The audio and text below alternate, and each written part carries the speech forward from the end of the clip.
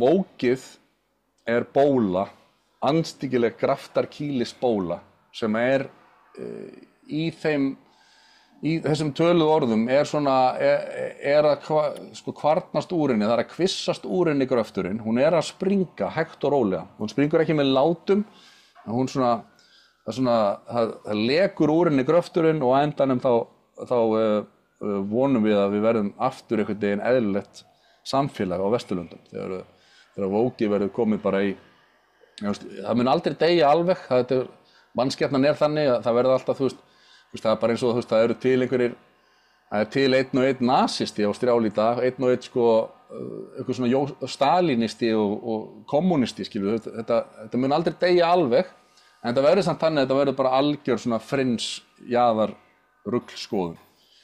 Og við sjáum þetta til dæmis bara á að, eitt dæmi til dæmis að, Victoria's Secret, sem var svona, krúnudjásnið þeirra var þessi árlega sýning þar sem voru með svo margar frægustu fyrirsætur heims sem að gengu módelpallana í Victoria's Secret undirfötum. Það var gríðarlega vinsælt vörumerki og rak verslanir í öllum stærstu borgum heims.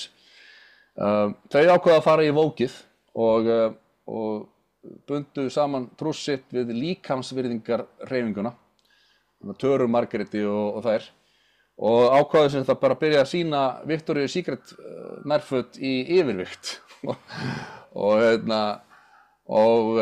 áður en við gátum deplað auga þá voru 200 kílóa frenjur farnar að marsera módelpallana í einhvers konar útgáfu af Victoria's Secret undirfötum sem að leiddi til þess að verðbréf í fyrirtækinu tóku dýfu, rundu niður úr öllu valdi og þetta bara einhvern veginn laðist af Victoria's Secret bara, ég veit ekki hvort ég fór hreinlega alveg á hausinn eða eitthvað. En þetta komið aftur núna, og núna það aftur bara með gömlu góðu bikini módelkroppana. Líkamsvirðingarhreyfingin, eða body positivity movement, hún svo gott sem dauð, hún horfin. En Victoria's Secret sýningarnar komnar aftur, sem að segja okkur að þótt ótrúlegt með virðast, að þá voru kallar bara hreinlega ekki hrifnir af 200 kílóa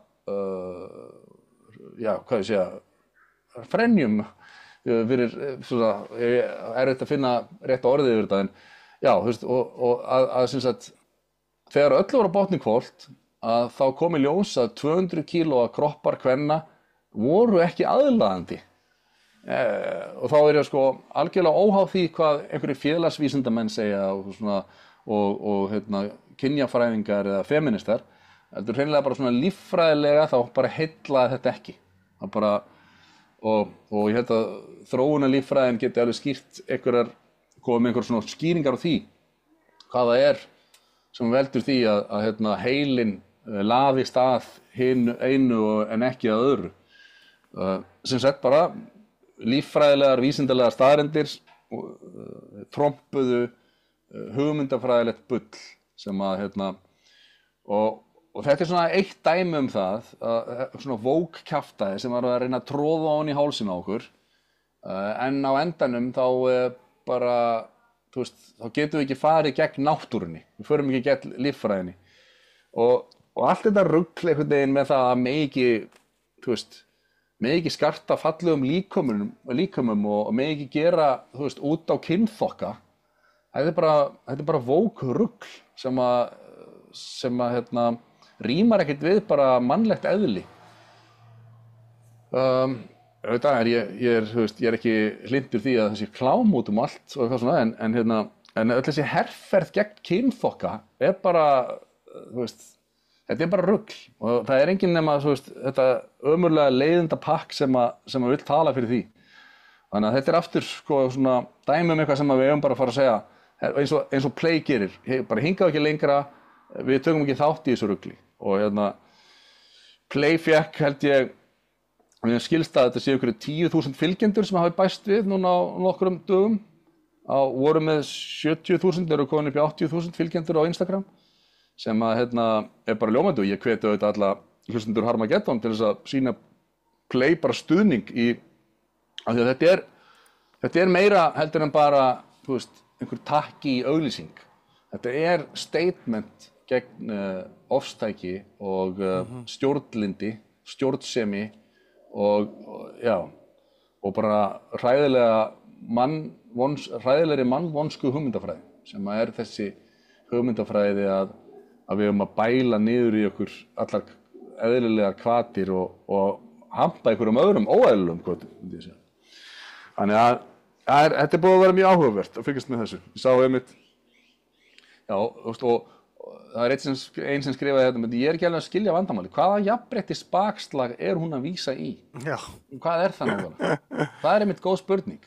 Hvað þetta bakslag? Hvað eru konur eitthvað, þú veist, verr staddar núna heldur en það voru fyrir nokkrum vikum áður en að bakslagi kom, svo kallega. Svo önnur sem skrifa og þetta eru konur sem skrifa þetta. Í alvöru allt grömp í liði, kynjafræðingarnir, stígamót og öll þessi öfgasamtök og hópar komið á hliðina út af fallegum kvenmanns og karlmanns líkama í play-auglýsingu.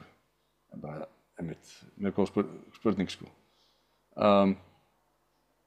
Og jafnréttis bakslagið, hvort það sé einhver góð reply nei, það engin. Það ekki bókstaflega karl líkami í sömu auglýsingu notaður á sama hátt, það ekki jafnrétti?